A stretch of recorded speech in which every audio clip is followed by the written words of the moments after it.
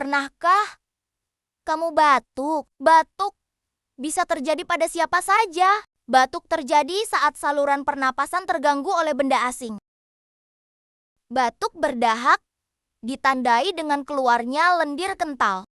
Kalau batuk kering, tenggorokan terasa gatal tanpa mengeluarkan dahak saat batuk. Tutuplah mulut agar kuman tidak menyebar. Sampai jumpa di cerita seru selanjutnya.